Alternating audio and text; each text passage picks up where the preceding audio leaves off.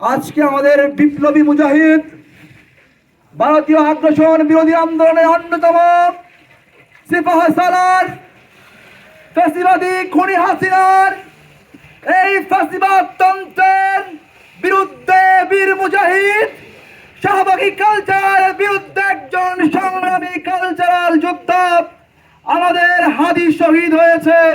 আমরা মহান রব্বুল আলামিনের দরবারে কায়মান বাক্যে দোয়া করছি, আল্লাহ হাদিকে শাহাদাতের উচ্চ মর্যাদা দান করুন। আমিন। সংগ্রামী ভাইরা, আমরা দেখেছি যুগে যুগে বিপ্লবীদেরকে এমনি ভাবেই ষড়যন্ত্রকারীরা, সন্ত্রাসবাদীরা, জঙ্গিবাদীরা বিপ্লবীদেরকে এমনি ভাবে গুপ্ত হত্যা করে।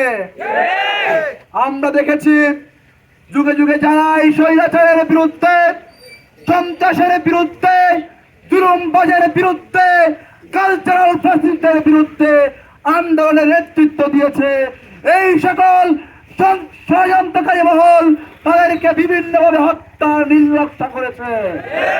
আমাদের হাদিকেও তেমনি ভাবে গত জুমাবারে প্রকাশ্য দিবালোকে গুলি করে আহত করেছে। আজকে তিনি শহীদ হয়েছেন। সংগ্রামী উপস্থিতি, আমরা বলতে চাই, আমাদের হাদি যেই সংগ্রামে নিজেকে নিবেদিত করে দিয়েছিলেন, নিজের জীবনকে উৎসর্গ করে দিয়েছিলেন, কালচারাল ফ্যাসিজমের বিরুদ্ধে যে অকুতোভয় সংগ্রাম তিনি করেছেন, যেই প্রচেষ্টা তিনি শুরু করেছেন, সেই প্রচেষ্টাকে আমরা কিয়ামত পর্যন্ত টেনে নিয়ে যাবো ইনশাআল্লাহ। আমাদের ধমনীতে যতক্ষণ পর্যন্ত রক্ত প্রবাহিত হবে, আমরা শহীদের আকাঙ্ক্ষাকে বাস্তবায়ন করবই করবো ইনশাআল্লাহ।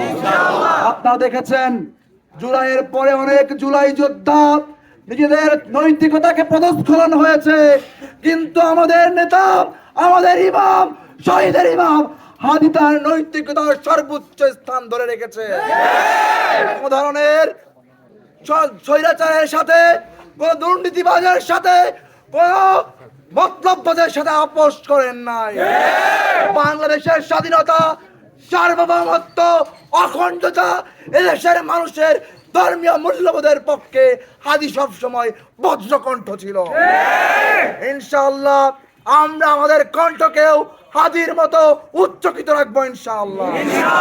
আমি উপস্থিতি 1969 সালে আমাদের শহীদ মালেক শহীদ হয়েছিল। এদেশ থেকে মালেক হারিয়ে গেছে, এদেশ থেকে মালেক না যেভাবে হারিয়ে যায়নি, এদেশ থেকে হাদিরাও তেমনি হারিয়ে যাবে না ইনশাআল্লাহ। যুগে যুগে মালেকরা এদেশের স্বৈরাচারদের বিরুদ্ধে, এদেশের মতলববাজদের বিরুদ্ধে সংগ্রাম করেছে, জীবন দিয়েছে, শহীদ হয়েছে। তেমনি ভাবে এই আমাদের হাদিরা তৈরি হয়েছে। আগামীর যুগেও নতুন হাদি, নতুন মুজাহিদ তৈরি হবে, তারা এই সংগ্রামের নেতৃত্ব দেবে ইনশাআল্লাহ।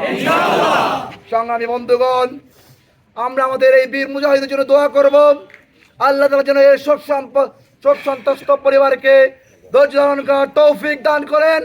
তার যে একটি শিশু সন্তান রয়েছে, ইয়েতিম হয়েছে, আল্লাহ তাআলা তাকে ধৈর্য ধারণ করার তৌফিক দান করুক। সংগ্রামী উপস্থিতি, আমরা আমাদের হাদির জন্য দোয়া করব।